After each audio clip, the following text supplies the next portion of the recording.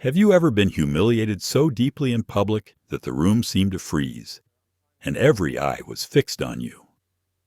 Imagine standing in your finest dress, prepared to close a deal worth billions, only to have a cake smashed into your face, not as a prank, but as a weapon of arrogance.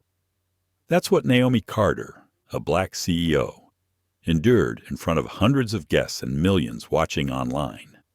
In that moment, she faced a choice to shrink beneath the weight of shame, or to rise and let her truth speak louder than the insult. What would you have done? Would you have walked away quietly, carrying the pain in silence, or would you have stood firm, knowing that every act of dignity in the face of cruelty writes a story greater than humiliation? Tonight's story is not just about cake or contracts. It's about respect, power, and the courage to stand when the world expects you to fall. Stay with us, because what Naomi did next changed everything. If this story speaks to you, please like, share, and subscribe so you don't miss the lessons and truths we uncover together. The first-class cabin felt like a private lounge above the clouds. Lamplight washed the aisles in warm gold. Crystal glasses chimed softly as flight attendants eased trays into place. Everything smelled like citrus polish and the quiet pride of people who are used to being treated gently. Naomi Carter pressed the edge of a linen napkin along the seam of her white blazer. She did that when she traveled. Small rituals to keep the world in order, to keep her in order. Outside the oval window, night pressed against the glass. The runway lights at JFK stretched in tidy rows, blinking like patient metronomes. She had boarded early and settled into 2A. A small leather folio rested on her lap. Inside was a pen she only used for signatures that carried weight. She had a meeting in London at sunrise. If the documents aligned and the board behaved, a $4 billion partnership would be sealed before the coffee cooled. She closed her eyes and listened. A murmur of conversation, the faint hiss of air, the soft shoo of a flight attendant's steps. Calm, controlled, almost like the hour before a surgery. "Excuse me." A voice landed near her shoulder. Bright, dismissive. "You are in my seat." Naomi opened her eyes. A young woman in a diamond collar stood over her. The collar caught every bit of lamplight and threw it back like little moons. Blonde hair perfectly set. A dress that did not wrinkle. A smile that did not reach the eyes. Naomi glanced at her boarding pass on the headrest screen. Seat 2A. Confirmed. "I believe this is mine," she said, keeping her tone even. "But I am sure we can check." "Isabella Harrington," the woman announced, as if it were a password. "This is my seat. My family prefers this side of the cabin." Naomi thought of the 500 people she employed at Carter Innovations. Engineers, designers, account managers who knew customers by name. She thought of her grandmother, who ironed shirts for other women's husbands and always said, "Keep your voice even when the room decides it will not." Naomi smiled politely. "Let us ask the purser to confirm." Isabella's eyes slid down Naomi's blazer. The neat braids tucked back from her face. The slim leather folio. Something sharpened. "No need. You can move to coach. You look more comfortable there anyway." The word coach hung in the air like smoke. The couple across the aisle turned their heads but did not speak. Phones tilted up. One passenger angled his camera lens inside the privacy shell of Naomi's suite, then thought better of it and looked away. Naomi felt heat rise in her chest. She placed the folio gently on her tray table. She reminded her lungs to take the longer breath. "I am not moving," she said. "If there is confusion, the crew can help." Clara Mitchell, the purser, arrived with the neat confidence of someone who had solved 100 small conflicts at 37,000 feet. Her hair was pinned back with a single silver clip. "Good evening," she said, eyes flicking between Naomi and Isabella. "How can I assist?" Isabella answered first. She is in my seat. Move her. We have a flight to catch." Clara's smile grew tight. She checked her tablet. Her brows lifted almost imperceptibly. "Seat 2A is assigned to Ms. Carter. Ms. Harrington. You are 2B." Isabella's laugh was light and cutting. "That is a mistake. My father prefers 2A for family. You can fix your list." Clara hesitated. It was only a heartbeat, but people feel those moments when rules bend toward money. "Perhaps," she said carefully, "we can find a solution that keeps everyone comfortable." Naomi watched the small movements. A flight attendant farther back stalled in the aisle, unsure whether to approach. The couple across from her froze in place like animals who sense a branch cracking. Phones rose higher. "I am comfortable," Naomi said. "In my seat." Isabella tilted her head. The diamonds at her throat flashed. "This is our flight. My father owns a lot of things around here." She looked at Naomi's blazer again. "Also, you have a stain. It is a shame in first class." Naomi glanced down. Her white blazer was still perfect. She looked back up in time to see a glass of red bend in Isabella's hand. The arc was slow for a second, like a scene in a movie when everyone knows what is about to happen and no one can stop it. The wine left the rim and became a dark ribbon in the golden light. It hit her lap and the edge of her blazer. Warmth bloomed through linen. Red crawled across white and settled into an ugly oval. A small gasp went up from 3 rows. The man with the phone forgot to pretend and held it higher. Clara flinched. "Ms. Harrington!" Isabella lifted her chin. "It was an accident," she said, with a tone that carried a dare. Then softer, "For Naomi alone. You should go change in coach." Naomi drew one breath and then another. The napkin in her hand was still perfectly folded. She unfolded it and pressed it to the spreading stain. Her grandmother again, inside her ribs. "Keep your voice even when the room decides it will not." "Please bring seltzer water and salt," Naomi said to Clara. "It buys time with red wine." Clara nodded and disappeared. The cabin seemed to lean toward Naomi while the engines outside waited for permission to roll. Someone whispered, "Is she going to make a scene?"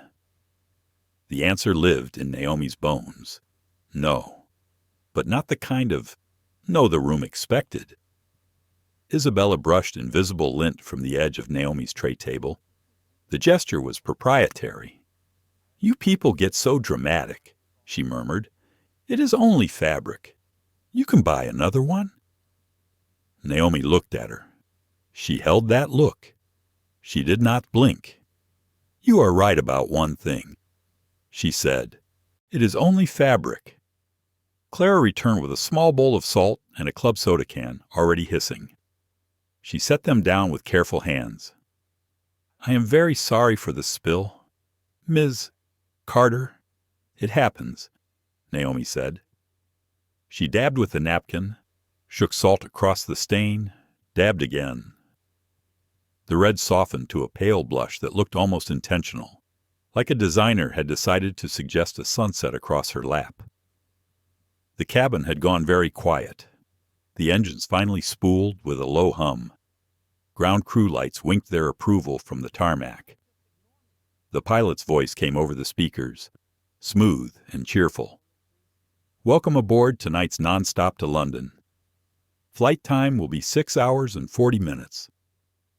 Isabella leaned closer, voice a touch louder so nearby Rose could hear. "If you do not move, I can have security handle this before we push back. There are rules about impersonation."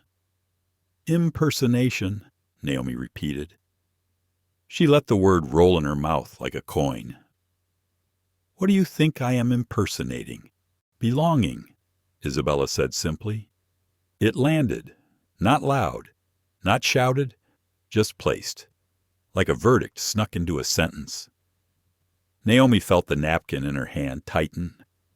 For a heartbeat, she pictured her daughter at 12, sitting on a gym bench while a coach forgot her name again.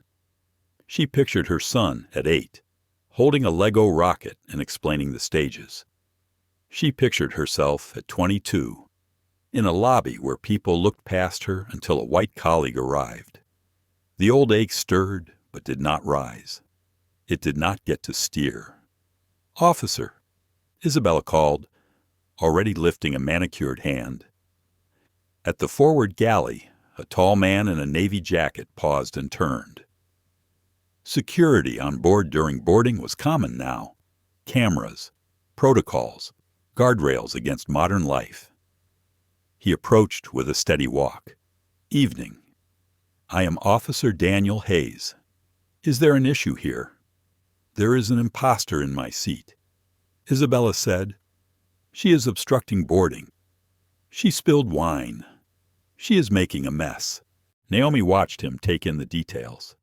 The white blazer with a pinkish stain, the salt-like snow across linen, the leather folio, the phones, the way 2 rows had tucked their feet in, as if making room for whatever would happen next.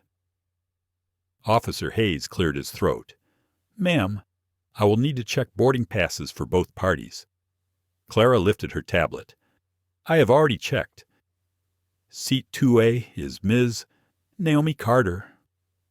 Isabella's laugh sounded like ice tumbling into a glass. "Check again. These systems get it wrong. My father will not be pleased."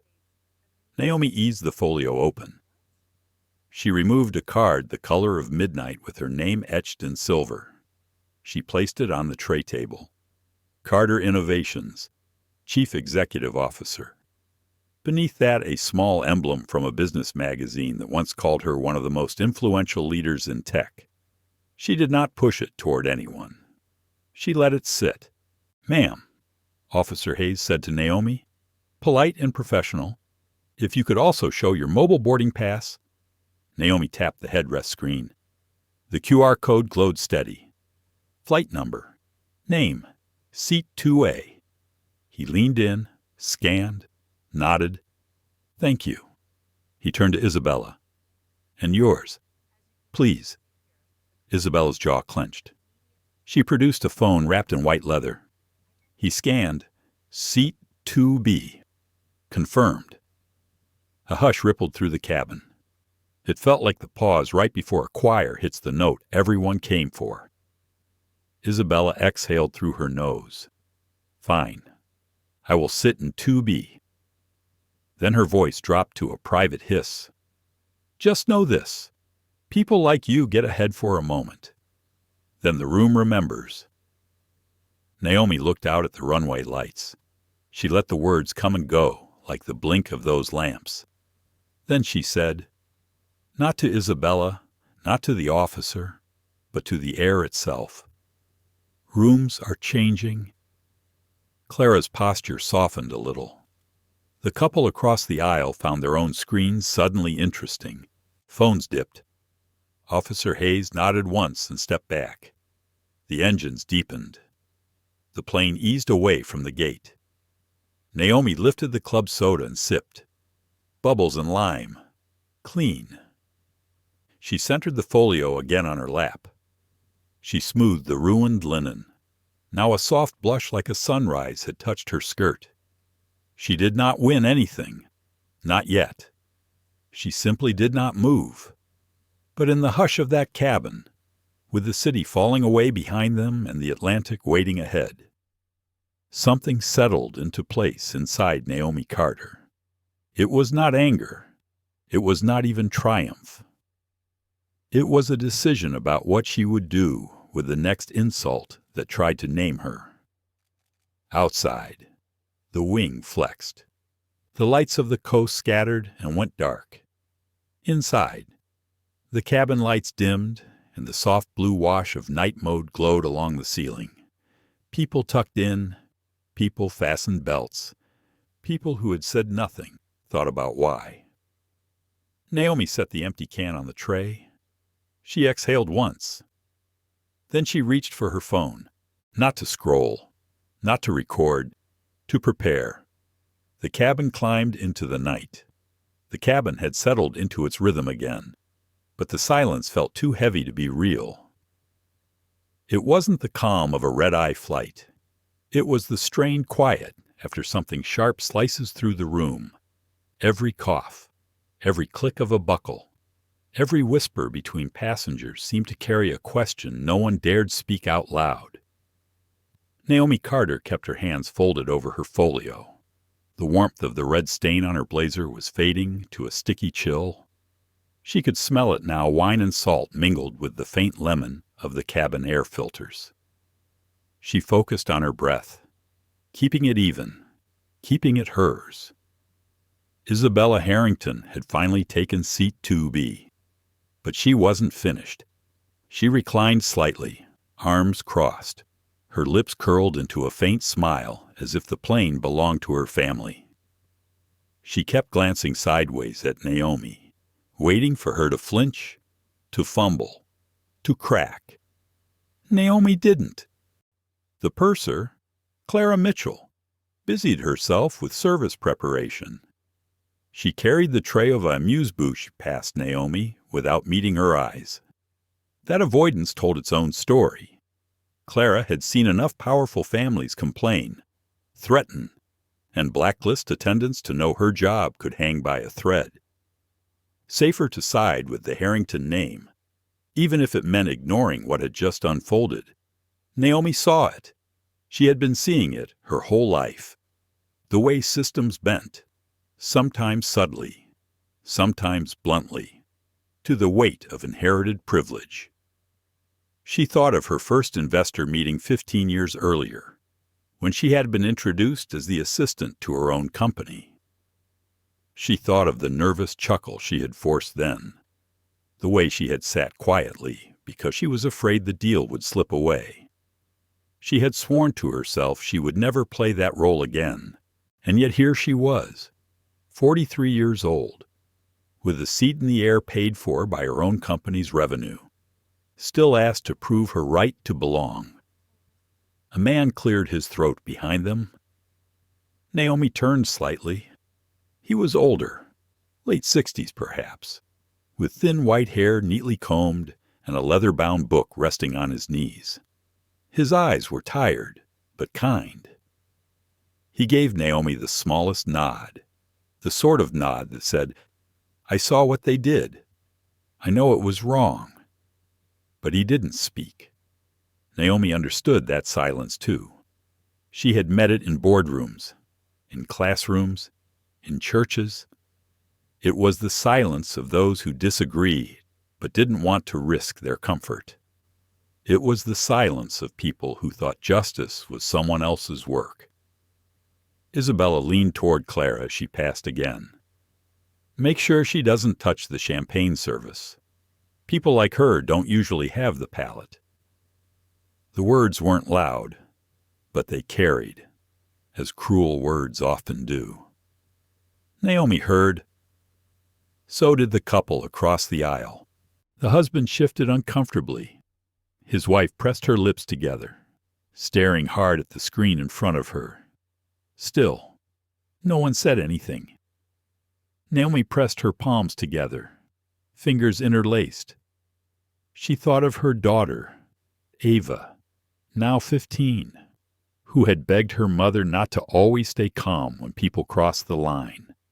"Mom, sometimes they need to know it's not okay. Sometimes you have to say it." The hum of the engines filled the cabin. Naomi let Ava's voice echo in her head. She weighed it carefully. Speaking too soon could make her look defensive. Waiting too long could let the insult harden into something permanent. The older man behind them leaned forward slightly. His voice was quiet, but it carried. "This isn't right." Isabella turned, feigning innocence. "Excuse me." He shook his head slowly. "I said, it isn't right. The way you spoke, the way you acted. People are watching." Isabella laughed, that crystalline laugh again. "Oh, people are always watching. My family is used to it. She gestured to Naomi. She should be, too, if she wants to play in this league. Naomi closed her eyes for a moment. Her grandmother's voice joined her daughter's, in her memory now. Keep your voice even when the room decides it will not. But don't mistake silence for weakness. There comes a time to stand. She turned toward Isabella, her tone calm, deliberate. Miss Harrington, I am not here to play. I am here to travel. The seat is mine. The contract in my folio is mine. And my dignity, though you try to stain it, is still mine. The words didn't come out sharp. They came out steady, like a gavel in a courtroom. Passengers shifted. Some looked up from their phones. A few even lowered their cameras, sensing that this moment wasn't just theater, but truth. Isabella rolled her eyes. So dramatic. It was a spill. Don't flatter yourself. Naomi looked back at her lap, at the blush of wine spread across white linen. She almost smiled. A spill, she thought, but not mine. She decided then she would not shrink. She would not wait for someone else to fix the moment. She would let the weight of silence break itself against her calm. For the next hour, the cabin carried on. Meals were served. Movies flickered on screens. Conversation ebbed and flowed in hushed tones, but the tension never left. People glanced at Naomi, then at Isabella, as if waiting for the next blow. Naomi sat straight, eating little, sipping water. Inside, her mind ran through scenarios. If Isabella tried again, if Clara refused again, if security came back, what she would say, what she would reveal. At one point, she opened her folio and smoothed the contract inside. $4 billion. Years of work, alliances, late nights, and early mornings distilled into 20 pages of careful clauses. The ink seemed to pulse with potential. It wasn't just business, it was a legacy. Proof that her company had risen from a garage project into a global force. Proof that her name could no longer be erased from the table. She imagined signing it tomorrow in London. She also imagined tearing it in half, letting the pieces scatter across a polished floor. Both images carried weight. Isabella leaned closer again, voice low but sharp. You don't scare me. I've seen people like you. You rise fast, and then the world reminds you where you came from. Don't mistake a ticket for acceptance. Naomi met her eyes without flinching. And don't mistake arrogance for power. The words held, like stones dropped into a pond. Ripples spread. Even Clara, pouring champagne, 2 rows ahead, faltered slightly. Samuel Brooks, the older man behind them, smiled faintly. It wasn't triumph, it was recognition. Like he was seeing someone carry a torch he himself had once been too tired or too afraid to hold. The plane moved through pockets of turbulence, shivering lightly as if the sky itself was unsettled. Passengers gripped their armrests, murmurs rippling. Naomi didn't. She had known worse turbulence in boardrooms, on streets, in restaurants that pretended not to see her. By the time the seatbelt sign dimmed, the quiet had changed. It wasn't the heavy hush of earlier. It was the watchful silence of people waiting for the next chapter. Naomi felt it. She had the unsettling sense that what had happened before takeoff was only the prelude. Isabella wasn't finished, and neither was she. Naomi rested her hands again on the folio. She could feel her daughter's voice in one ear, her grandmother's in the other, her own heartbeat steady between them. She knew she couldn't avoid what was coming. The question was how she would use it, and when the time came, she would not be silent. The Atlantic stretched black and endless below, but inside the cabin, time slowed into a tense rhythm. Naomi Carter felt every second pass like a bead clicking down a wire. She knew Isabella Harrington hadn't settled. She could feel it in the sideways glances, the sharp breath before another remark, the restless fingers tapping against a champagne glass. Dinner service began. Plates gleamed with salmon glazed in citrus, short ribs braised in red wine, salads stacked with precision. Clara Mitchell, the purser, set Naomi's tray with polite efficiency, but avoided eye contact. She leaned closer to Isabella, whispering with a smile that looked more like fear.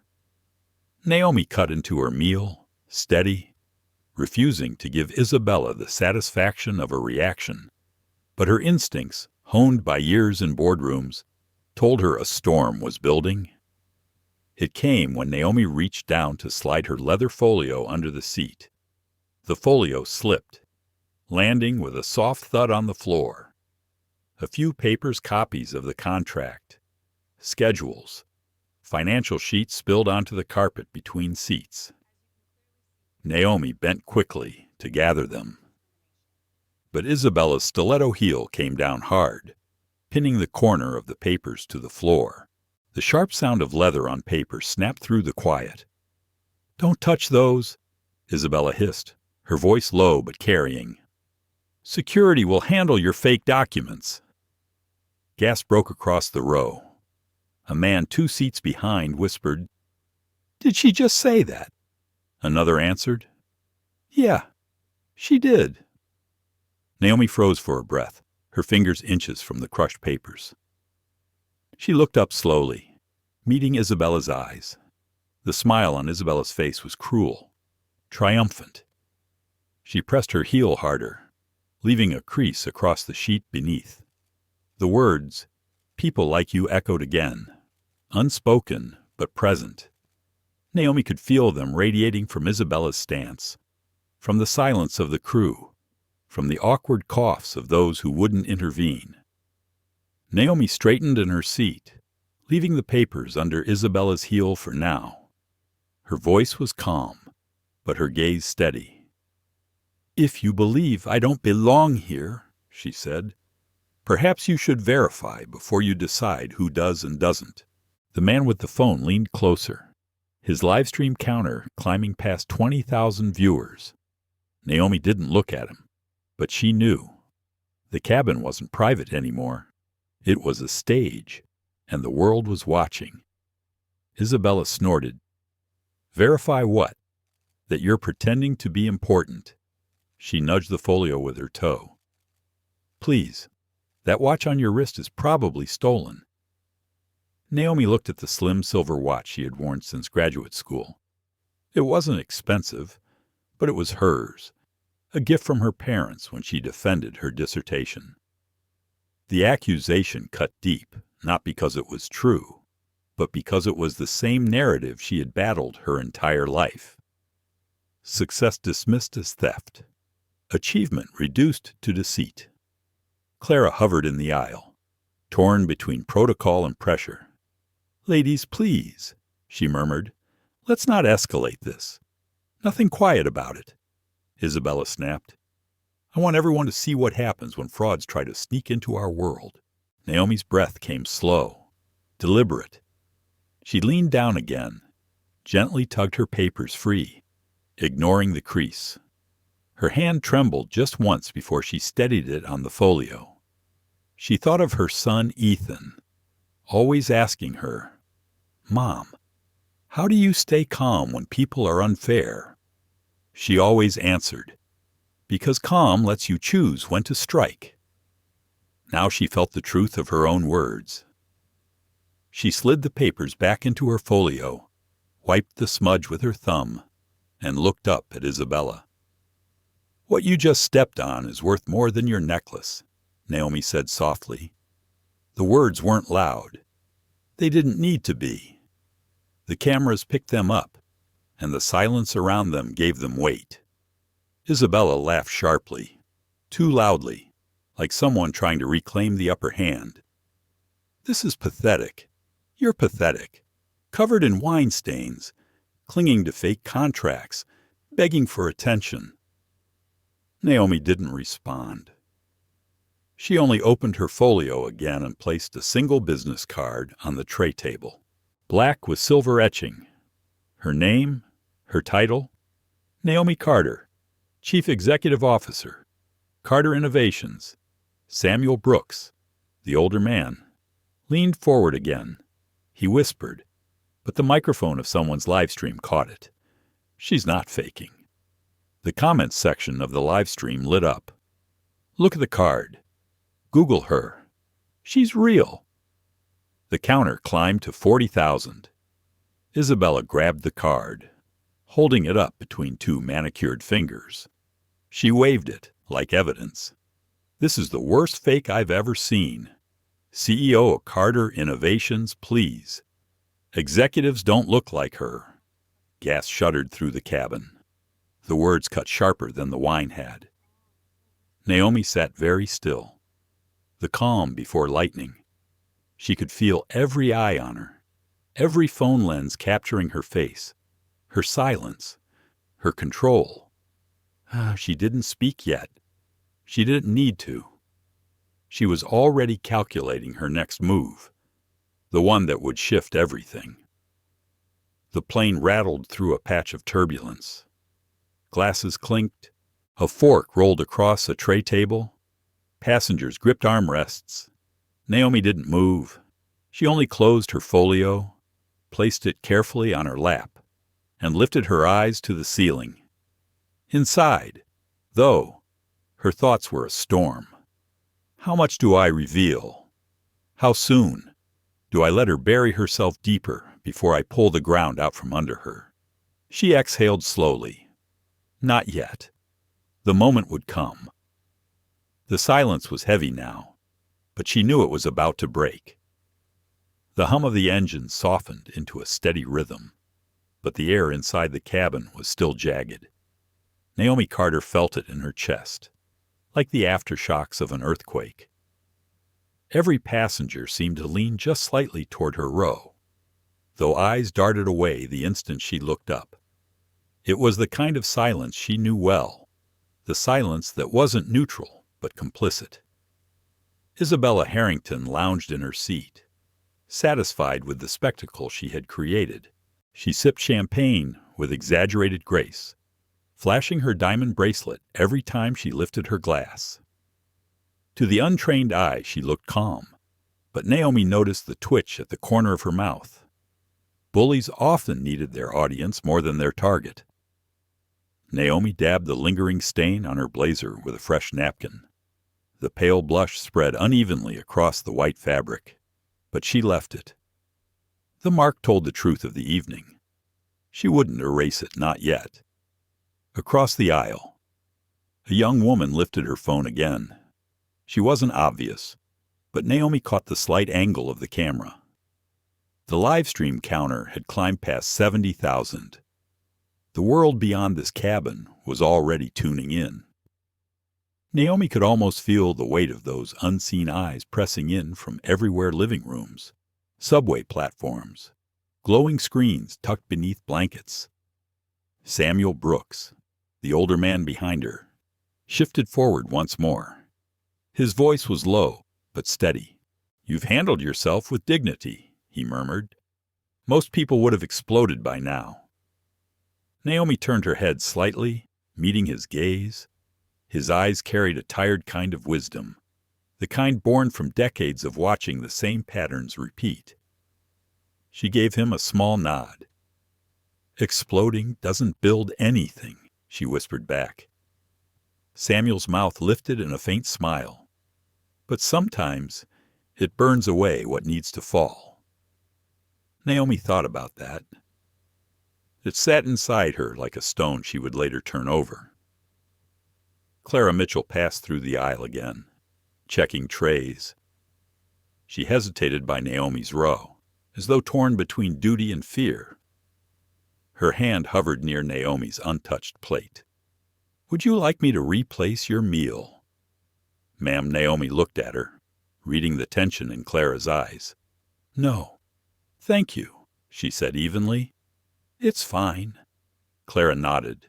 relief flickering across her features, and hurried on. She hadn't defended Naomi. She hadn't corrected Isabella's cruelty. But Naomi had learned long ago not to measure allies by who smiled at you when it was easy. The real test came when silence had a cost. Clara had chosen safety. Naomi turned her gaze toward the window. The dark Atlantic stretched endlessly, dotted with faint clusters of light from ships. The sky above was clear, stars pricking through the thin atmosphere. She pressed her fingertips lightly against the glass, as though grounding herself. Her grandmother's voice surfaced again, as it often did when the world pressed too hard. "Baby, the storm is loudest right before it breaks. Don't run from it. Stand in it." Isabella's voice cut through the quiet.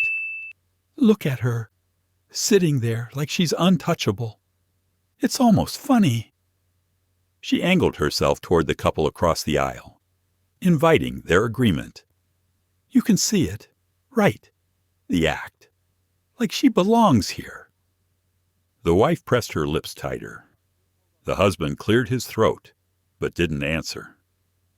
Isabella smirked, satisfied with their silence. Naomi closed her eyes briefly. She felt a swell of memory her first pitch meeting at a venture capital firm. She had walked in with a polished deck, years of research, and a mind blazing with ideas. But the man across the table had asked only one question. "Where's your boss?" The sting of that moment had never fully left her. "Tonight?" Isabella's words pressed that bruise again.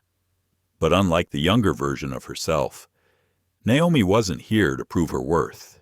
She knew her worth. She had built it, brick by brick, boardroom by boardroom, until her company's value was measured in billions. No one could take that from her, not with words, not with wine. She straightened, meeting Isabella's gaze at last. Her voice was quiet, but it carried. "What you don't understand," Naomi said, "is that belonging isn't given, it's claimed. And I have already claimed mine." The words sank into the silence. Phones tilted higher. A few passengers inhaled audibly. Isabella laughed, but the sound rang hollow. "Claimed you think a ticket makes you part of this world?" Naomi tilted her head. "No, my work does. My choices do. My resilience does." The cabin stilled. Even the engine seemed to hum more softly for a moment, as though giving space for the truth to settle. For the first time, Isabella's confidence flickered. Her hand tightened on her glass, the diamonds catching the dimmed cabin lights. She forced another laugh, but it cracked at the edges. Naomi looked away, not out of defeat, but as though the conversation no longer deserved her full attention. She opened her folio again, smoothing the creased contract inside. The paper still bore the faint outline of Isabella's heel. Naomi traced it with her fingertip, not with anger, but with resolve. Every mark told a story, and this one would be remembered. The live stream counter ticked higher past 80,000 now. Comments flew so fast they blurred. "She's incredible. She's calm under fire. She's holding her ground." Others, "This is disgusting. How is the crew letting this happen?" Naomi didn't look at the cameras. She didn't need to. She knew the story was no longer just hers. It belonged to everyone watching, everyone who had ever sat quietly in a room that told them they didn't belong. As the cabin lights dimmed for rest, a strange calm settled over her. Not peace, not yet, but clarity. She understood that this flight would not land quietly. Something was shifting, and she was no longer just a passenger crossing the Atlantic. She whispered almost to herself, but loud enough for Samuel Brooks to hear, "The silence won't last." He nodded once, the kind of nod that meant he believed her. Naomi closed her folio and rested it on her lap. She leaned back into her seat, the blush stain still visible across her blazer, the camera still watching. Inside, her decision was forming, solid and unyielding. When the storm broke, she would be ready. The cabin dimmed to a low blue glow, but no one truly slept. The tension was its own kind of turbulence. Naomi Carter felt it with each breath, an invisible weight pressing against her ribs. She knew the quiet would not last. Isabella Harrington thrived on attention, and the cameras were still rolling. It happened just after the meal trays were cleared. Isabella leaned forward, loud enough for half the cabin to hear. "Clara, are you sure you checked her ticket? People are clever with fakes these days." Clara Mitchell stiffened, her tray balanced in her hands. "I checked," she said quickly. "Seat 2A is Ms. Carter." Isabella smirked. Maybe she borrowed someone else's phone. Anyone can screenshot a code. Murmurs spread. Naomi kept her eyes lowered to her folio, though inside she felt the familiar ache of frustration. She could almost hear her daughter's voice again. "Mom, why do you always let them question you?" She inhaled deeply, set the folio on her tray table, and opened it with deliberate calm. "Since you insist," Naomi said, "let's verify." From the folio, she withdrew a small, sleek card, midnight blue with embossed silver lettering. She laid it flat for everyone to see. Her name glimmered under the dim cabin lights. Naomi Carter, Chief Executive Officer, Carter Innovations. Gasps rippled through the rows. Phones zoomed in. The live stream counter leapt past 100,000. Isabella laughed, too loudly. "A card. Please. I could print one in 10 minutes. This is theater." Naomi didn't react. She reached instead for her laptop, slid it onto the tray, and tapped the power button. The screen glowed bright in the dim cabin, illuminating her face. With practiced precision, she logged into the Carter Innovations executive portal. Her profile filled the screen headshot, biography, list of patents and partnerships, all stamped with verification seals.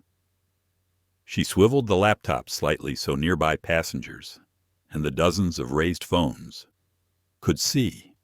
The reaction was immediate. The couple across the aisle leaned closer, eyes wide. Someone gasped audibly.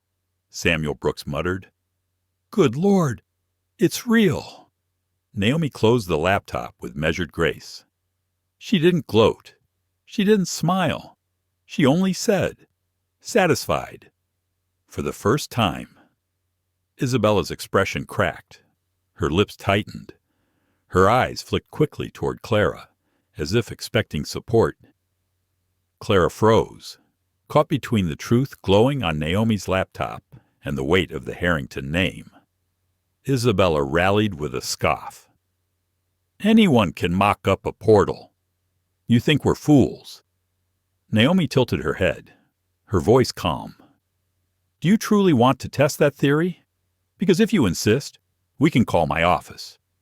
Right now." The live stream audience exploded with comments. "She's got her. Call the office. Do it." Another. "This is history in the making. Don't blink." Samuel Brooks leaned forward, speaking just loud enough. "If she makes that call, there will be no denying it." Naomi glanced at him, then back at Isabella. She folded her hands neatly on top of the folio, her stained blazer sleeve catching the cabin light. She didn't move yet, letting the silence stretch until it bent toward her. Isabella shifted, her composure slipping. She downed the rest of her champagne, set the glass down too sharply. "You're bluffing. That's what people like you do pretend until someone calls you out." Naomi let the words land, then answered with a calm so precise it cut sharper than anger. And what do people like you do, Ms. Harrington? Assume the world is yours until someone shows you it isn't. The cabin erupted in whispers. Phones jerked higher. The live stream ticker surged 120,000, 130,000. Clara stepped back, clearly rattled now. She had seen the shift too. The balance of the cabin had changed. Naomi wasn't the one on trial anymore. Isabella was. Naomi reached for her phone. She unlocked it with a fingerprint scan, the screen glowing faintly. For a moment, she hovered her daughter's voice in her head, her grandmother's wisdom threading through her chest. Keep your voice even. Choose the moment. Make it count. She lifted the phone, angled it so the camera caught her calm face, the red stain across her blazer, the steady eyes. She spoke clearly, her words sharp enough for every mic to catch. I am Naomi Carter, CEO of Carter Innovations. Ms. Harrington has accused me of impersonation. I invite verification. And then she pressed a contact. The call rang once, twice. A voice answered on speaker. Good evening. This is Jennifer, executive assistant to Dr. Carter. How may I help you? The cabin went utterly silent. Naomi's tone never wavered. Jennifer, it's me. I'm on Flight 209 to London. We've had an incident. Jennifer's gasp carried across the line. Oh my God. Dr. Carter, we're watching the live stream.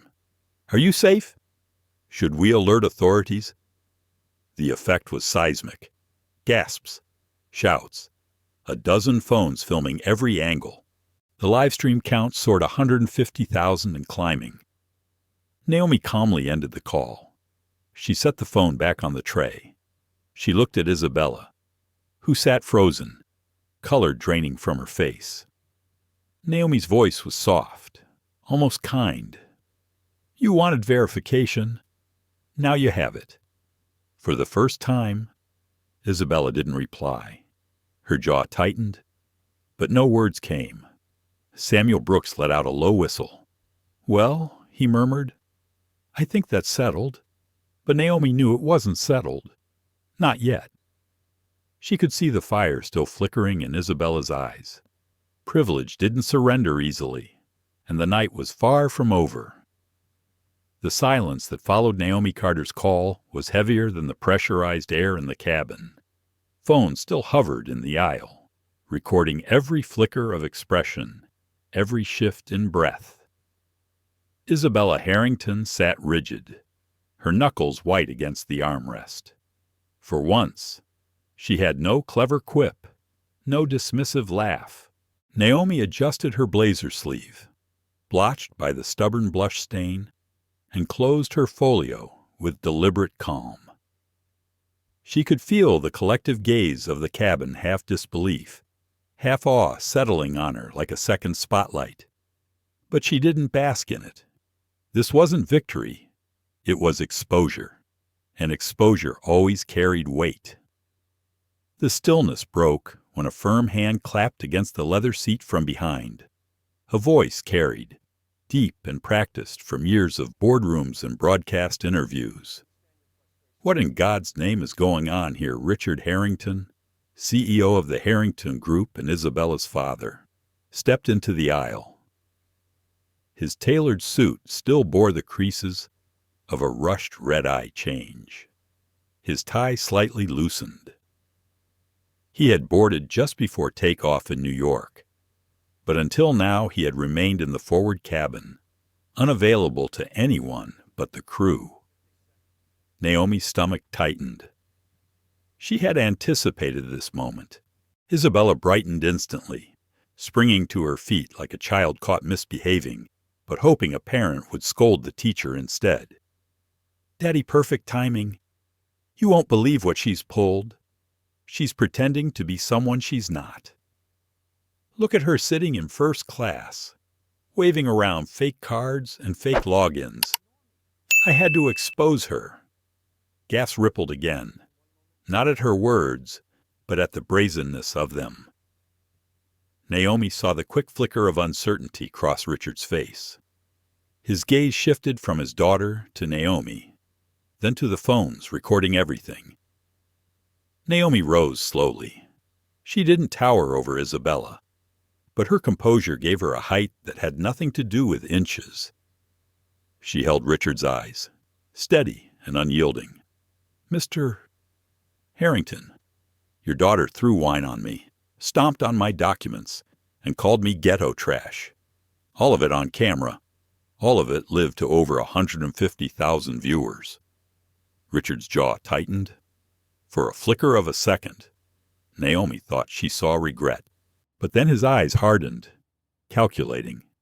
"Miss Carter, my daughter may have overreacted, but surely you understand these events bring expectations, appearances. You could have de-escalated." The words stung. Though Naomi had expected them, she took a measured breath, her grandmother's voice surfacing in her mind. "Baby, don't let them hand you their shame. Let them keep it." "De-escalation," Naomi repeated softly.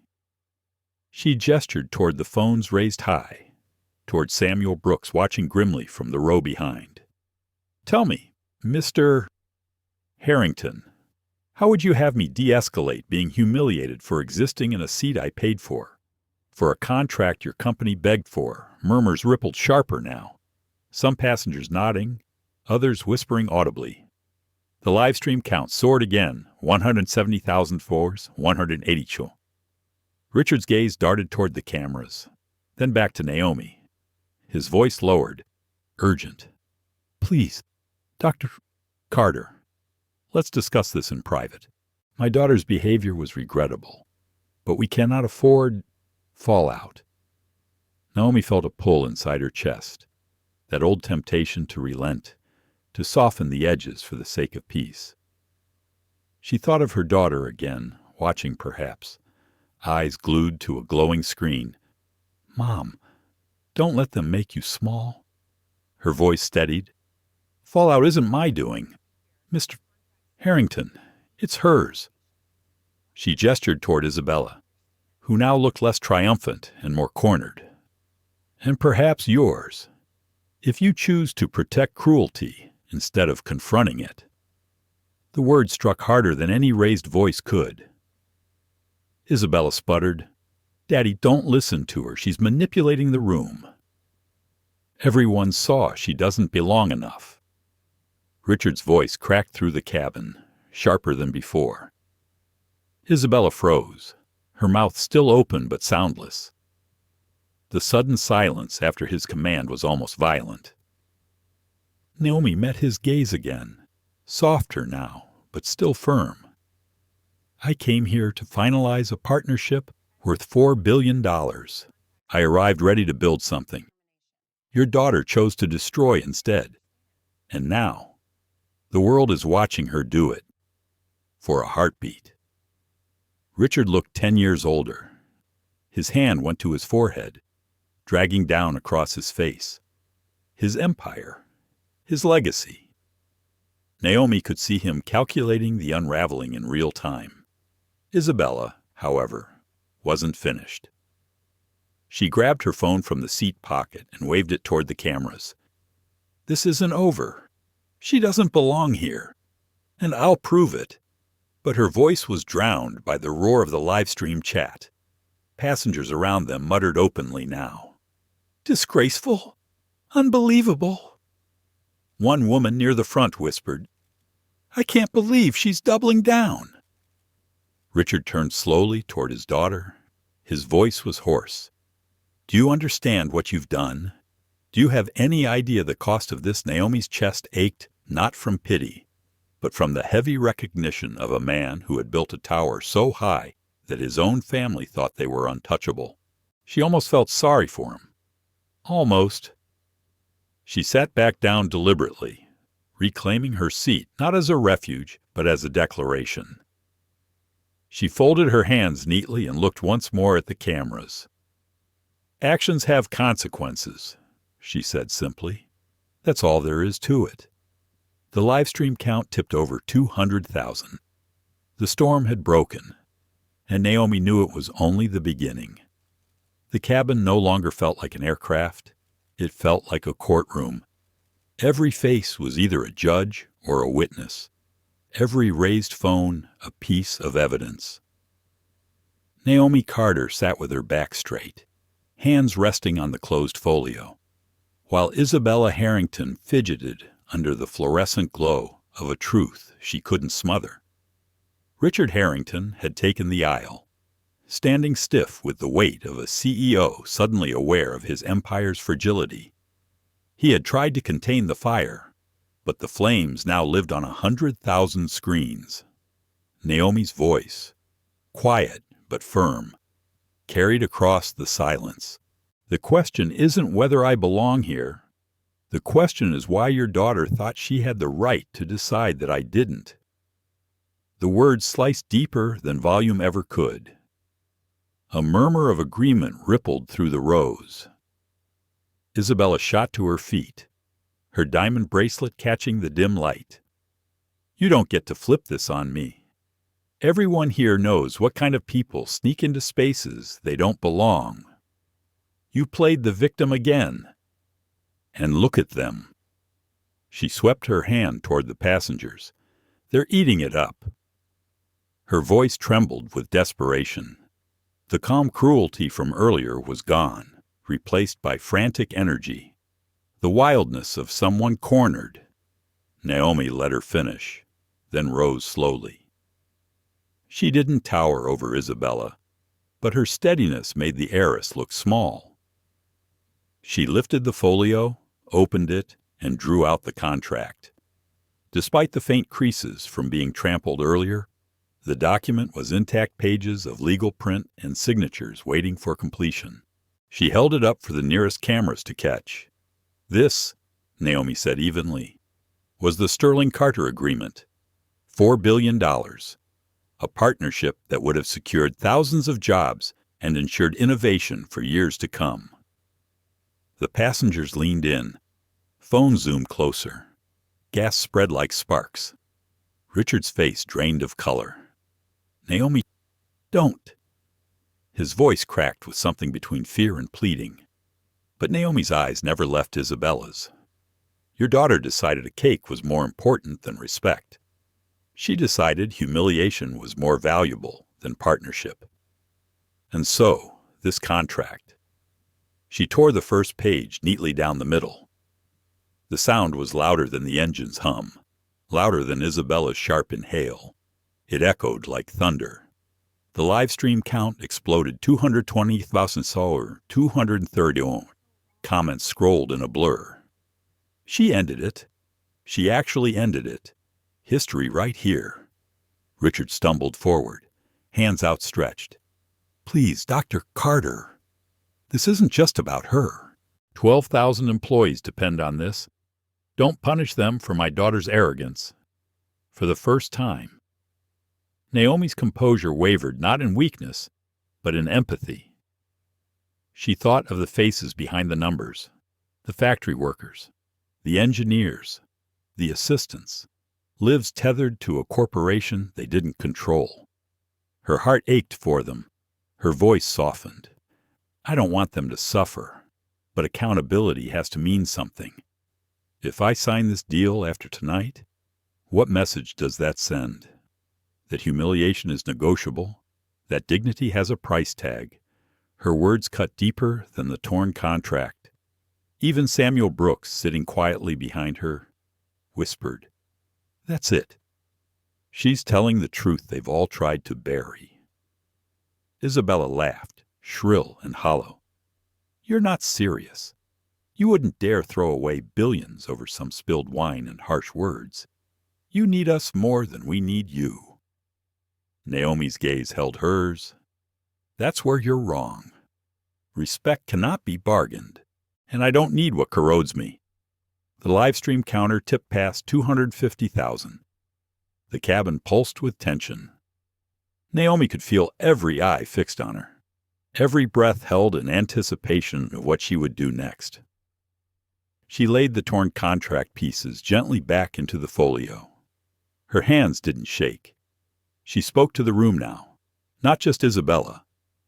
This isn't just about me. This is about every person who has ever been told they don't belong. Tonight, the world sees it plain. And tonight, the world will remember. A wave of clapping began near the back, hesitant at first, then growing. Someone muttered, "Finally." Another voice added, "She's right." Richard Harrington dropped into the nearest seat, his head in his hands. The mighty figure looked suddenly human, crushed under the weight of his daughter's arrogance and his own complicity. Isabella tried to rally one last time. "You'll regret this. You can't just walk away from the Harringtons. We make and break fortunes." But her voice was drowned out by the roar of approval from the live stream chat, the audible murmurs of passengers, the clicking of cameras recording history. Naomi sat back down, calm as the storm settled inside her chest. She didn't gloat. She didn't need to. The act was done, and its echo would travel farther than any headline. She whispered, mostly to herself, but loud enough for Samuel to hear. Sometimes the only way forward is to let go. Samuel nodded once, his eyes bright with something like pride. "And you just showed them how—" Naomi leaned back, her blazer still stained, her folio holding the ruined contract. She felt the ache of exhaustion pressing in, but also clarity sharper than she'd ever known. The breaking point had come, and she had chosen to stand. The plane seemed to vibrate with the aftershock of torn paper. Naomi Carter sat motionless, hands folded atop her folio, while the roar of whispers and gasps swirled around her like a storm that refused to quiet. The live stream count soared again, 260,207 votes and still climbing. Clara Mitchell, her hands trembling, hurried to the front galley where the crew's intercom was located. Moments later, a deep voice came through the cabin. "Ladies and gentlemen, please remain seated. Security personnel will be conducting a review of a disturbance." The words sent another wave of murmurs through the passengers. Naomi didn't flinch. She had expected this. She watched Isabella Harrington sink back into her seat, cheeks flushed crimson, eyes darting like a cornered animal. Minutes later, Officer Daniel Hayes appeared from the cockpit. His Navy uniform carried authority, though Naomi noted the hesitation in his posture. He had been briefed, no doubt about the daughter of Richard Harrington, about reputations and family names, but the raised phones made hesitation dangerous. He walked down the aisle slowly, his eyes scanning the faces turned toward him, until they landed on Naomi. "Ma'am," he said carefully, "I need to ask what happened here." Naomi inclined her head toward the passengers, her voice measured. "There are 100 witnesses, officer, and over 250,000 live-stream viewers. Ask them." The words made Daniel shift uncomfortably. He looked toward Richard Harrington, who still sat slumped, head bowed, then toward Isabella, who snapped upright, her voice shrill. "Finally, officer, arrest her. She's an imposter, a liar, a thief of spaces she doesn't deserve enough." Richard's voice cracked, hoarse and broken. His head lifted, revealing eyes hollowed by the collapse of certainty. "Stop talking. Isabella, for once in your life, stop." The cabin froze. The silence after his words carried more weight than any outburst. Isabella's jaw dropped, but no sound followed. Officer Hayes cleared his throat. Stepping closer, "Dr. Carter," he said, choosing the title deliberately now. "Do you wish to press charges?" Naomi looked at Isabella, her trembling hands, frosting still under her fingernails, the glittering bracelet that looked more like chains than jewels now. She thought of her daughter, of every time she had been asked to choose between grace and justice. Her voice was calm, almost gentle. "It's not about what I want. It's about what's right. She assaulted me. She destroyed my documents. And she humiliated me in front of the world because of who I am, not because of what I've done." Hayes nodded, the decision settling visibly across his shoulders. He pulled a small pair of cuffs from his belt. The sound of metal clicking open sent a ripple through the rows. Isabella's face twisted, disbelief battling panic. "No, this is insane. It was just cake. Just words. You can't." The cuffs locked around her wrists with a sharp, undeniable snap. Gasps, then cheers, then the thunder of clapping from scattered rows. Phones tilted, capturing every angle. The live stream counter surged past 300,000. Naomi didn't cheer. She didn't smile.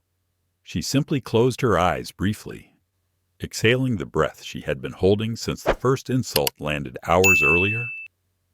Richard Harrington looked as if he might collapse. He reached out helplessly toward his daughter as Hayes guided her down the aisle. "Please," Richard whispered, his voice cracking, "don't make this worse." But Isabella fought until the end. "This isn't over," she screamed, mascara streaking down her cheeks. "You'll regret this, Carter. You'll all regret this." Her words echoed even after she disappeared toward the front of the plane, escorted firmly by Hayes. The cabin finally exhaled as though the pressure had been released. Samuel Brooks leaned forward, his voice warm but weary. "I've been waiting my whole life to see something like that. Justice. In real time." Naomi glanced at him, her eyes tired but resolute. "Justice is never clean, but sometimes it's necessary." She rested back into her seat, her stained blazer still carrying the evidence of humiliation, her folio still holding the torn contract. The world was watching. Yes, but more importantly, the world was learning. The arrest was not the end. Naomi knew that. It was only the moment the tide shifted, the proof that arrogance could be held accountable when truth refused to bow. And as the applause subsided into murmurs, as the live stream comments blurred with disbelief and relief, Naomi whispered inwardly a prayer she hadn't said in years. "Let this mean something beyond me." For a long moment after Isabella Harrington was led out of the cabin, the plane felt hollow. The applause tapered into whispers, then into a stunned quiet. It wasn't peace. It was the silence that follows a storm, when the air still tastes of lightning and no one quite believes it's over. Naomi Carter sat still, her hands clasped atop the folio holding the ruined contract. Her heart beat heavy but steady, like a drum anchoring her body in place. She had endured humiliation, survived cruelty, and now witnessed accountability. But she knew this was not the end. It was only the middle of something larger. Richard Harrington had not moved. He sat with his elbows on his knees, his head buried in his hands. His suit looked suddenly too large for him, as though he'd aged a decade in minutes. When he finally spoke, his voice cracked. "You've destroyed us. Naomi? Do you understand that?" Naomi turned her gaze toward him, calm but firm. "No. Richard, your daughter destroyed you. I only refused to clean up her mess for you." He looked up sharply, eyes bloodshot, lips pressed into a bitter line. "We begged for this partnership. It was the future of Sterling Industries. And now, with one performance, you've dismantled years of work." Naomi shook her head slowly. What dismantled your years of work was arrogance, thinking the Harrington name could cover every crime, silence every witness, buy every conscience. Tonight proved otherwise. People don't want privilege defended. They want truth. Murmurs of agreement trickled through the rows. A woman near the back said softly, "She's right," another voice added. "It's been a long time coming." Naomi let their words carry. She didn't need to convince Richard his empire's cracks were already showing. Samuel Brooks leaned forward again, his lined face serious. "I've been in business 30 years. Deals come and go. But what you did tonight, that'll outlast the contracts." Naomi gave him a faint smile. "Sometimes I wonder if that makes me brave or reckless." Samuel's eyes softened. "Both, but history favors the ones who stand tall when it matters." Clara Mitchell reappeared, still pale, her hands twisting nervously. She set a fresh glass of water on Naomi's tray. I'm sorry," she whispered, barely audible. "I should have stopped it sooner." Naomi studied her for a moment, noting the tremor in her hands, the shame etched across her young face. She spoke gently. "You were afraid. Fear is human. What matters is what you do next." Claire nodded quickly, as if clinging to the possibility of redemption. She disappeared again, her shoulders hunched, but her steps more certain. Richard rose unsteadily, bracing himself against the seat back. His voice carried across the cabin, ragged but loud. "Do you people understand what's just happened? Without this deal, thousands will lose their jobs. Factories will shutter. Families will suffer. And you cheer like it's a victory." The passenger stirred, unease spreading. Naomi felt the weight of his words, too. She had wrestled with the thought since tearing the contract, but she refused to let him twist responsibility. She stood slowly, her stained blazer catching the dimmed light. "Don't you dare lay their suffering at my feet," she said firmly.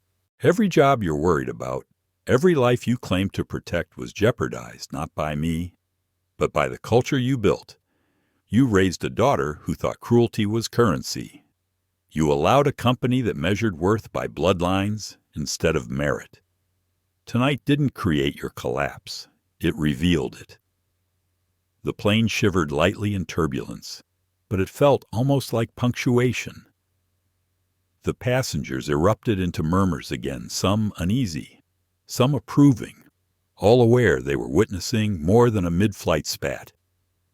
Richard swayed slightly, then sank back into his seat, divided. His silence spoke louder than his words ever could. Naomi sat as well, exhaustion threading into her bones. She leaned her head briefly against the seat back, closing her eyes. She thought of her daughter, of how this story would sound when she explained it later. "I stood my ground. I chose dignity.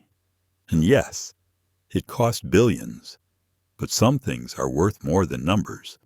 The livestream chat continued its furious scroll. "She's a hero. This will be on every news channel. Harrington Empire just collapsed mid-air. Respect has no price." Naomi opened her eyes again, whispering under her breath, "Let them hear. Let them see. Let it matter." Samuel caught the words, nodding in quiet agreement. "It will, Naomi. More than you know." The seatbelt sign pinged overhead, and the captain's voice came through the intercom. "Ladies and gentlemen, we're beginning our descent into London. Please fasten your seatbelts and prepare for landing." Naomi straightened her seat, her folio still on her lap. She could feel the shift not just in altitude, but in history. What began as humiliation had become a reckoning, and the ground they approached was not the same one they had left behind. As the plane dipped lower through the night sky, Naomi whispered a single promise to herself. "When we land, this story won't end here. It will only grow." The descent felt endless. The seatbelt sign glowed steadily above, yet no one seemed focused on safety. The cabin vibrated not only with turbulence, but with anticipation, the sense that when wheels met runway, the world outside would erupt. Naomi Carter sat with her back straight, folio secured against her lap. Her stained blazer clung stiffly to her shoulders, but she left it as it was a mark of the truth she refused to erase. Samuel Brooks leaned toward her. "They'll be waiting down there," he murmured. "Media, lawyers, maybe even protesters. Are you ready for that storm?" Naomi let her gaze drift toward the oval window. The glittering lights of London spread like veins across the dark earth, growing brighter as the aircraft dropped lower. "I was born in storms." "Samuel," she said softly, "I'll be ready." At the front of the cabin, Richard Harrington sat stiff, his phone clutched in his hands, his fingers typed furiously, but his face betrayed despair. Whatever messages he sent would not undo what hundreds of thousands had just witnessed. The intercom crackled. "Cabin crew, prepare for landing." Clara Mitchell moved briskly through the aisle, checking belts, her voice taut with tension. When she stopped by Naomi's row, her eyes lingered. "Dr. Carter," she whispered, "when we touch down, there'll be cameras everywhere. If you want me to walk with you—" Naomi studied her. Clara's voice trembled, but her offer was sincere. She gave a small nod. "Thank you, Clara. Stand where you feel strong." Clara nodded back, visibly steadier, and continued her checks. The plane jolted as wheels struck the runway. A collective gasp filled the cabin, followed by silence as the aircraft slowed along the tarmac. Naomi felt her heart slow with it, heavy but unbroken. Then came the captain's voice. "Oh, ladies and gentlemen, welcome to London Heathrow. Please remain seated as law enforcement and media personnel will be boarding." Phones shot up again. A man muttered, "Here we go." The doors opened with a hiss. A rush of cool night air spilled into the cabin, carrying with it the distant thrum of flashing cameras. Uniformed officers stepped aboard, flanked by airport staff. Behind them, the unmistakable glow of camera lenses pierced the aisle. Richard sprang up. "This is unnecessary. We can handle this internally, sir." One officer interrupted, voice clipped. "Please sit down. This is no longer internal." The officers moved past him toward Naomi. For a moment, she braced, wondering if she too would be subjected to further humiliation. But instead, the lead officer stopped, extended a hand, and spoke loudly enough for the microphones already recording. "Dr. Carter, we are here to ensure your safe disembarkation. The incident tonight is under review by British authorities." Gasps, a murmur of surprise. The live stream numbers spiked again. Naomi rose with composure, her folio under one arm. She turned to Samuel briefly. "See you on the ground." Samuel smiled faintly. "Wouldn't miss it." As Naomi stepped into the aisle, the passengers erupted into applause. It wasn't universal, but it was strong enough to echo through the cabin. Some clapped hesitantly, others fervently, their faces lit by the glow of their phones. Richard remained seated, his expression hollow, his empire unraveling around him. Naomi walked forward, Clara Mitchell slipping quietly into step beside her. Cameras flashed wildly at the cabin door. Voices called out, "Dr. Carter, what happened? Is the deal with Sterling over? Do you have a statement for the press?" She paused at the threshold, turned slightly toward the microphones, and spoke with the same even strength that had carried her through humiliation. "Actions have consequences," she said. "Tonight, you all saw them unfold. Respect cannot be bought, and dignity is not optional." Her words carried into the night, echoed by the clamor of shutters and live stream feeds. The applause behind her swelled, passengers now on their feet. As officers guided her down the jet bridge, Naomi felt exhaustion flood her body. Yet beneath it, a fire remained steady, refusing to dim. She knew this moment would not end at the gate. Tomorrow, it would be everywhere headlines, broadcasts, boardrooms, and she was ready. For the first time since the wine had stained her blazer, Naomi allowed herself to exhale fully. It was not relief. It was resolve. The jet bridge funneled Naomi Carter into chaos. Flashbulbs strobed like lightning against her eyes. The shouts of reporters crashing over one another in a wave that threatened to drown her resolve. Dr. Carter, are you filing charges? Is the $4 billion deal officially dead? Do you feel vindicated after the humiliation? Naomi kept her pace steady, the folio pressed close to her side. Clara Mitchell hovered slightly behind, shielding her from a microphone shoved too close. The officers flanked them, clearing a narrow path toward the terminal's private lounge. Samuel Brooks followed at a respectful distance, his phone angled low as he recorded not for spectacle, but for memory. He knew, as Naomi did, that history was unfolding in real time. Richard Harrington trailed further back, his face pale under the glare of cameras. He tried to speak once, raising a hand. "Please, this is a family matter," but his words were swallowed by jeers. Someone shouted, "Your daughter assaulted her." Another yelled, "Privilege doesn't save you tonight." Harrington. Richard flinched and lowered his head. Naomi felt the moment's weight pressing harder. She stopped abruptly, turning slightly toward the crowd of cameras and voices. The officers hesitated, then allowed her the space. She spoke clearly, her voice rising above the chaos without needing to shout. "I endured humiliation tonight, not because I lacked power, but because someone believed I didn't deserve respect. What happened on that flight is not rare. It happens every day in boardrooms, in schools, in stores, in lives less visible than mine. Tonight it was filmed, but too often it is ignored." The clamor softened, microphones leaning closer, lenses focusing tighter. Naomi continued, her tone calm but heavy with conviction. "I tore up a contract worth billions. Some will call that reckless, but I call it necessary. Because if we allow dignity to be negotiable, then what value does any partnership hold? Respect must be the baseline, not the bonus." Reporters scribbled furiously.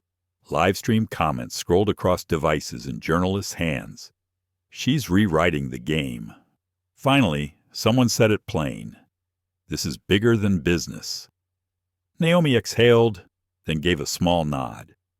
"I will not take further questions tonight. The rest will be handled through official channels. Thank you." She turned, resuming her walk. Clara moved closer, whispering. That was incredible.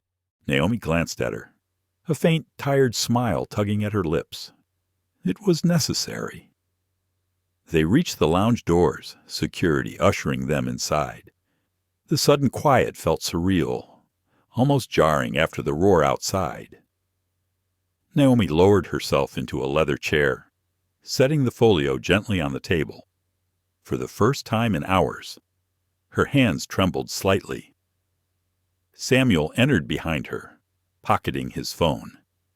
"You just gave them the sound bite that will run on every network by morning." Naomi rubbed her temples. "I didn't give them a sound bite. I gave them the truth. Whether they keep it intact is another matter." Richard appeared in the doorway, security hesitating but not blocking him. His shoulders sagged as though the weight of his empire hung from them. "Naomi," he said quietly, almost pleading, "don't destroy us completely. Spare what you can." Naomi looked up at him, exhaustion sharpening her clarity.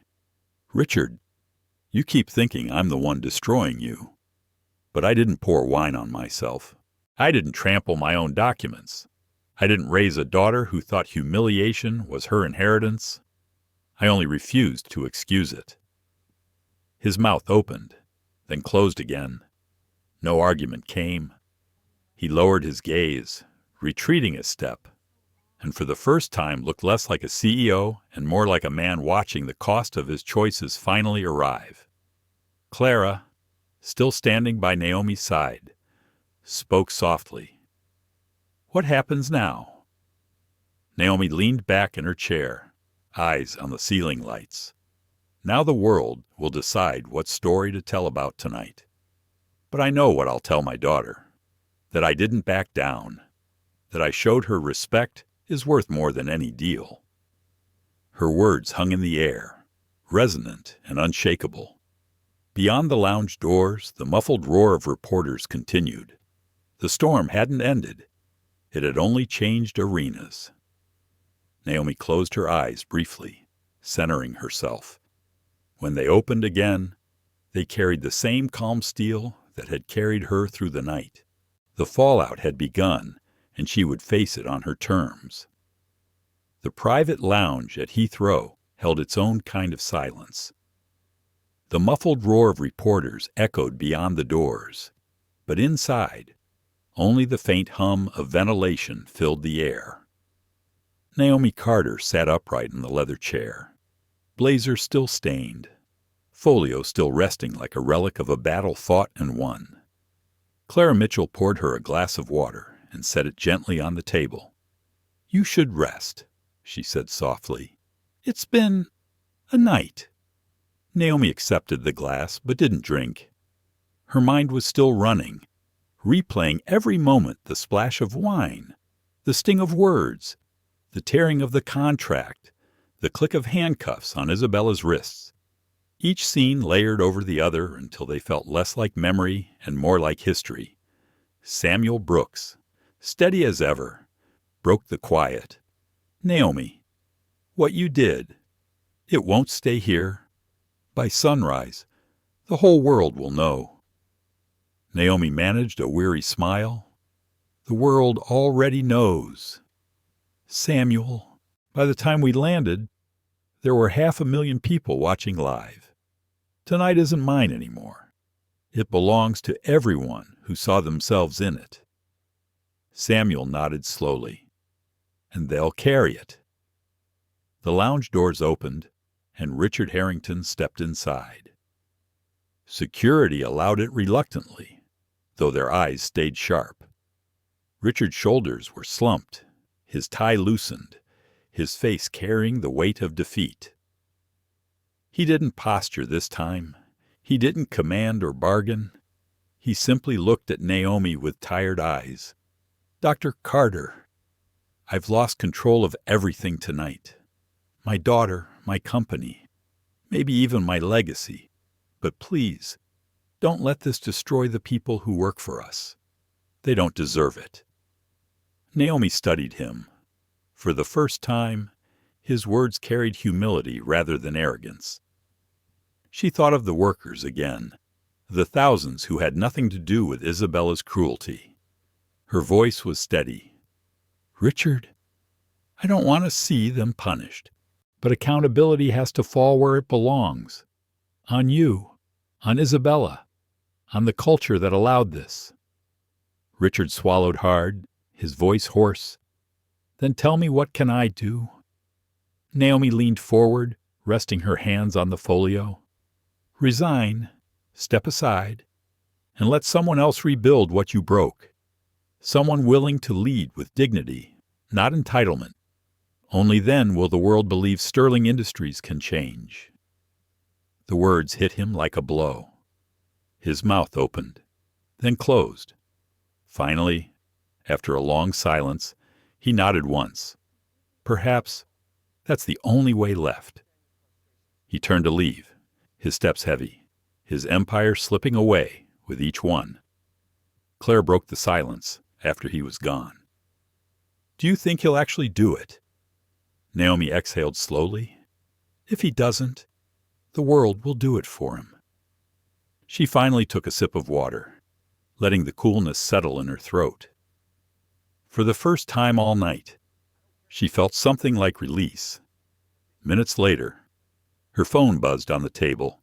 Notifications streamed endlessly, calls from journalists, messages from colleagues, statements from allies.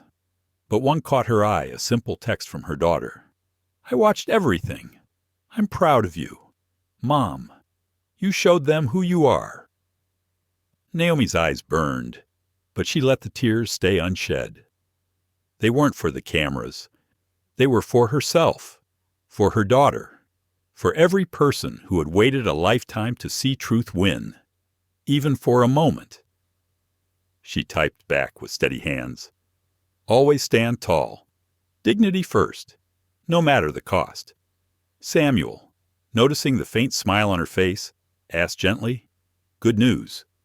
Naomi nodded. "The best." She rose from her chair, blazer still carrying its stain, but her posture as regal as any crown.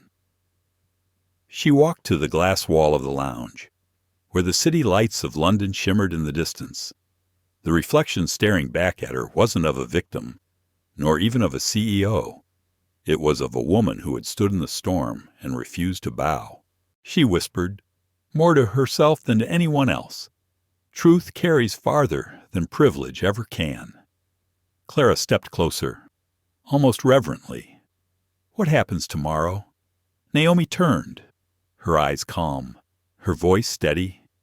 "Tomorrow, we keep building, because storms don't end things. They clear the air for something new." As she spoke, the muffled roar outside swelled again.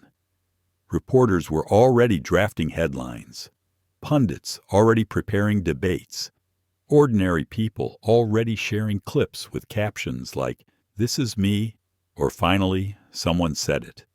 The world was moving, and Naomi Carter, weary but unbroken, knew she had set it in motion. She gathered her folio, tucked it under her arm, and walked toward the exit. The doors opened, the noise rushed back, and the cameras turned to her once more. But this time, she welcomed them, because tonight wasn't the story of humiliation. It was the story of consequence, of courage, of a dignity that refused to be erased. And the world was listening. Life has a way of testing us in the most public, painful ways. Naomi Carter's story reminds us that dignity isn't about avoiding humiliation, it's about how we respond to it. When insulted, many of us feel the urge to fight back with anger, or to retreat in silence. Naomi chose another way. She stood tall, calm, and let the truth carry farther than any insult could reach. For older generations especially, this story holds a powerful mirror.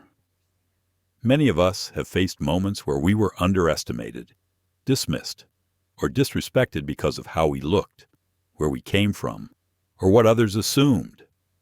But our worth is never defined by another's cruelty. It's defined by our ability to remain grounded in who we are. The lesson is clear: strength does not always roar. Sometimes it whispers in the calm refusal to be diminished. And often it is that quiet strength that changes not only our lives, but the systems and cultures around us. When we carry ourselves with dignity, we do more than defend our own name. We give others permission to do the same. Thank you so much for watching and sharing this journey with us. Stories like this only matter because of people like you who care about dignity, justice, and truth. If this story touched you, please like, share, and subscribe to our channel. Together, we can keep bringing real stories that inspire, challenge, and remind us of what truly matters.